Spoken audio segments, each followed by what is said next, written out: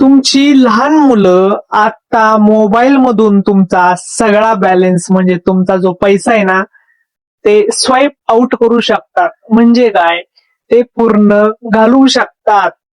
त्याआधी तुम्हाला एक सांगणं आहे, तुमच्या मुलांकडे मोबाईल देण्याच्या आधी 10 वेळा विचार करा. कारण की आता एक नवीन स्कॅम जो आहे, जो मार्केटमध्ये आलाय, त्यामध्ये काय होतंय, मुलं गेम खेळण्यासाठी वगैरे मोबाईल घेतात. तासनतास त्या मोबाईल मध्येच असतात. मम्मी इकडे काम करत असते. मम्मीला काहीच माहित नसतं मोबाईल मध्ये काय चाललंय. फक्त मम्मीला एवढंच माहित असतं, मोबाईल दिल्यानंतर माझं पोरग, माझी पोरगी गप बसती, मला ताण देत नाही. पण तुमच्या मम्मीच्या मोबाईल मध्ये फोन पे असेल, गुगल पे असेल, अकाउंट लिंक असतील, बँकेचे ऍप्लिकेशन असतील, त्यांना किती धोका आहे तुम्हाला ही गोष्ट माहितीये का? तर मी आज तीच गोष्ट सांगणार आहे. तुम्ही ज्यावेळी मोबाईल लहान मुलांना देता, त्यावेळी लहान मुलं काय करतात, गेम खेळतात. त्याच्यामध्ये एखादी ऍड येते, त्याच्यावरती क्लिक करतात, मग ती गेम डाउनलोड होते. पण तसं होत नाही दादा. जवळजवळ 10% केस आहेत फक्त ती गेम येते, किंवा ते काही समजतही नाही आणि पालकांनाही समजत नाही की ती गेम येते का काय होतंय. ज्यावेळी ते गेम डाउनलोड करतात, त्यावेळी थर्ड पार्टी व्हायरस म्हणजे जो कोणी काय बोलतात त्याला, सोप्या भाषेत बोलायचं झालं तर हॅकर आहे, तो डाटा आपल्या मोबाईल मध्ये त्याचा ट्रान्सफर करतो आणि आपलं ऍक्सेस त्याच्याकडे घेतो. तो काय करतो, आपल्या मोबाईलचा ऍक्सेस त्याच्याकडे आल्यानंतर आपल्या सगळ्या गोष्टी, माईक असेल त्याचं ऍक्सेस त्याच्याकडे असतं. माईक म्हणजे आपण बोलल्यानंतर त्याला तिकडे आवाज ऐकायला जातो. कॅमेऱ्याचं ऍक्सेस त्याच्याकडे असतं. म्हणजे पूर्ण तुमची प्रायव्हसी त्या हॅकरकडे गेली. आणि ह्या लहान मुलांच्या या छोट्याशा चुकीमुळे, नकळत घडलेली चूक, जी लहान मुलांची नाहीये चूक, ती पालकांची चूक आहे.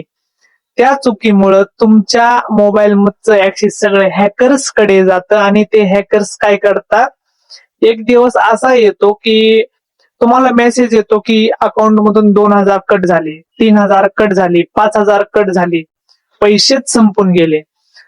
मुलांना मोबाईल देण्याआधी मोबाईल मध्ये मुलं काय पाहतात, कुठली ऍप ओपन करतात, या सर्वांवर पालकांचं लक्ष पाहिजे. आणि आता आपल्या महाराष्ट्रामध्येच पाहायचं झालं तर जवळजवळ 80% पालक असे आहेत, त्यांना माहीतच नाही की मुलं त्यांच्या मोबाईल मध्ये काय करतात. आणि पालकांना पण माहित नाही की मोबाईल कसा यूज करायचा आणि मोबाईलचा उपयोग कसा असतो.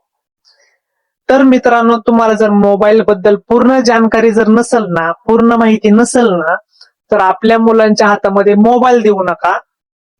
मोबाईल दिल्याचे दुष्परिणाम तर मी काय तुम्हाला सांगणार नाही, ते तुमच्या मुलांवरती दिसूनच येतात.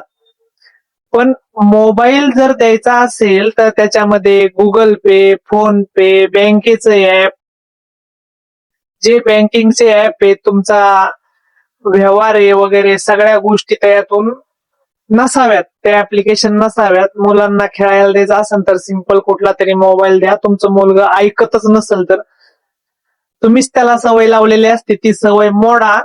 कारण की तुमचा एक दिवस असा मोठा लॉस होईल ना, परत माझ्या चॅनेलला सबस्क्राईब करायला यावं लागेल. माझा व्हिडिओ सापडणार नाही तुम्हाला. त्याच्यामुळे मी अशा चांगल्या चांगल्या डेली लाईफ मधले जे प्रॉब्लेम आता उद्भवणार आहेत ना भविष्यात, ते मी सर्व तुम्हाला सांगणार आहे. त्याच्यासाठी मला सबस्क्राईब करून ठेवा, ह्या व्हिडिओला लाईक करा आणि हा व्हिडिओ जास्तीत जास्त लोकांपर्यंत शेअर करा.